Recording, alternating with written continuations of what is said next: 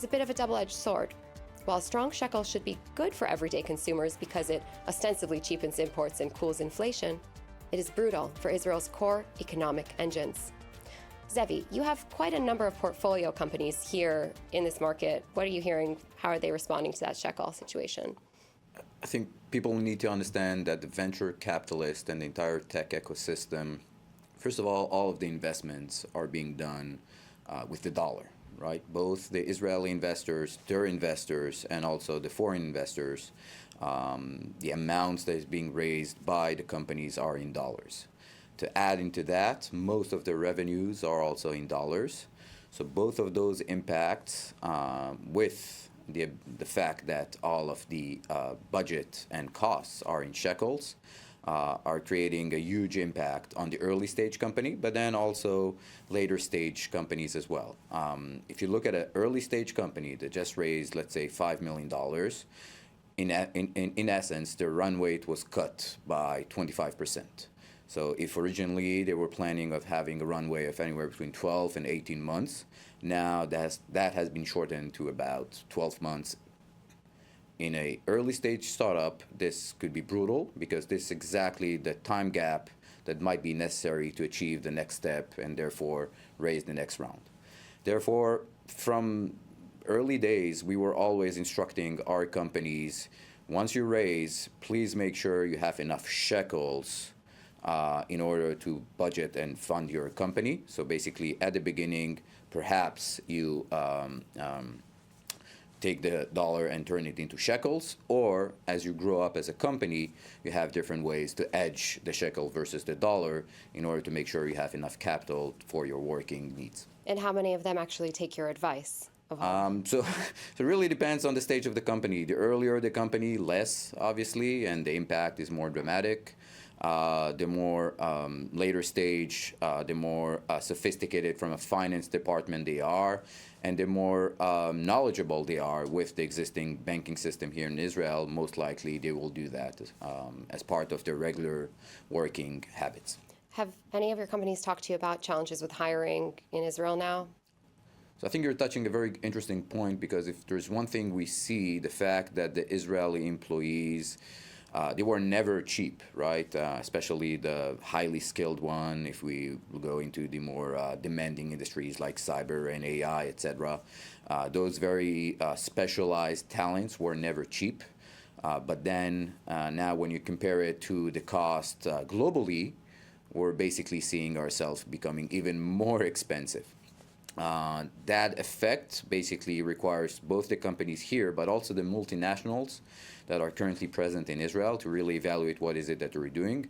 We started seeing some internationals already reducing the size of the team here in Israel. Again, it's not necessarily because of the shekel. It might be also because of other things, mainly the AI, mainly the AI revolution. But in essence, that's also, if you go to the corridors of the CFO at a multinational right now abroad, when he looks at his portfolio of countries where he's operating, he's constantly looking at the prices and sensitivity. And Israel, unfortunately, in the past couple of months or year, became even more expensive to operate in. And what's the downstream impact on deals in M&A and tech specifically? What do you see there? So we currently, I don't think the dollar per se will have a huge impact on the M&A transactions, because yet again, we need to remember investments are in dollars, the investors are investing in dollars, but then also the buyers most likely are going to buy in dollars. Obviously, for the entrepreneurs, that sucks, right? Because $100 million used to be worth more. And also, we need to take into consideration the taxes needs to be paid in shekels. So this squeeze is less favorable for the entrepreneurs. But I don't think the fact that shekel is very strong will have any real impact on the M&A activity here in Israel. Again, we used to talk a lot about this. There's multiple types of M&As. We have local on local, multinational buying a local player. So which ones will come out the winner in an environment like this? And that's exactly the point. If you think about it, a lot of the local players who are potentially also generating revenues in shekels. And if you want to take one very distinct industry, is the defense tech industry. If you go and look at all the big mega defense tech companies we currently have, a lot of their revenues are coming in shekels from the local government, etc. And now we start seeing them buying companies abroad while the shekel is very strong, so their buying power is becoming stronger. So I do foresee a lot of local companies start acquiring international companies. And we saw that in tech and also in defense tech. Yeah, the outbound, even blue and white or outbound M&A that we've seen, that's been a trend that picked up steam last year. Yep. Maybe that's the opportunity. That's the moment. Could be. Israeli companies pursuing a little inorganic growth. Always great to hear from you on M&A, Zeevi. Thank you. Now, there's also a lot of compounding pressure, not just in tech, but also businesses in the north, in all the, border areas.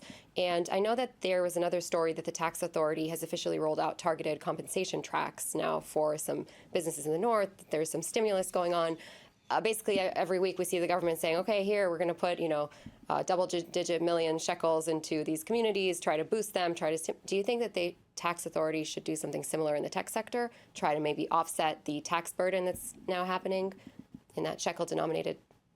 I think sophisticated tax schemes should be introduced in Israel, also in the tech ecosystem, however, not because of the strong shekel, but rather what we see currently happening in Europe and in the US with the rise of AI and the fact that potentially we'll have less human employees.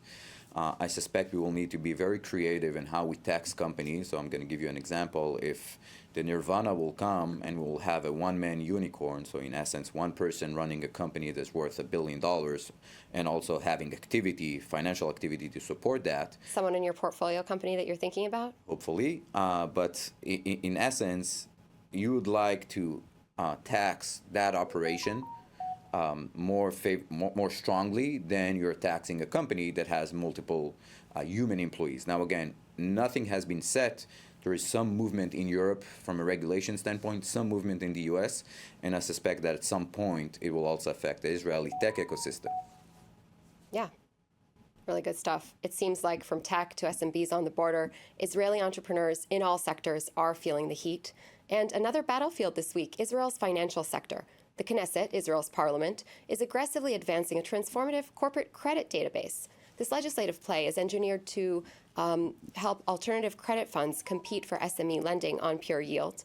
And to ensure the shadow banking sector doesn't lag behind, the Capital Markets Authority issued a sweeping directive forcing all non-bank lenders and buy now, pay later firms to launch fully transparent digital personal portals. From now on, hidden fees and opaque loan terms are out. Digital transparency is the law.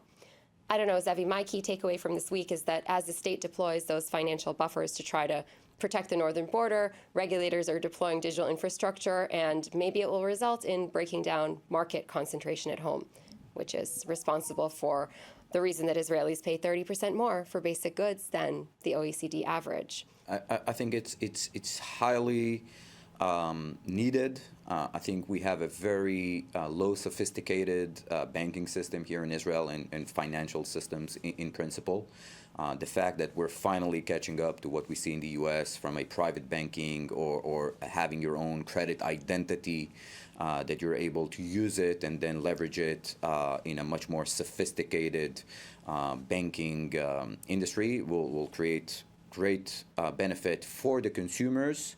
Like you said, lower fees, lower commissions, but also will give the consumer eventually much more sophisticated products like we see in the US and in Europe in some countries. Yeah, and hopefully that will benefit all of us. I agree. And in the last couple of minutes that we have today, what are you most excited about in the rest of 2026 when it comes to tech and your investments and your portfolio? I'm looking for a story, a scoop. I want you to tell me what's going on.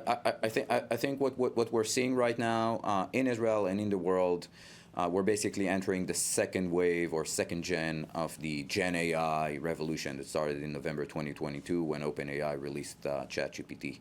Why do I call it the second wave? Is because there are some clear winners from the first wave. both financially, business-wise, but also from a tech standpoint. And what we're currently seeing now is the second wave. And second wave requires new type of cyber companies that will need to defend the new types of technologies. You'll need new infrastructure plays to enable this amazing power that might come from the real usage of AI. I'm highly excited about everything that will transform existing markets in a way that's going to help you rethink problems and not just try to augment or recreate the same streams. We see a lot of very interesting companies in Israel. Our firm sees tremendous potential also in Europe, as we cover almost continental Europe completely. And then obviously it's always an eye to what's going on in the US with them setting the pace of what's going to be next from a tech standpoint, but not necessarily from a business standpoint.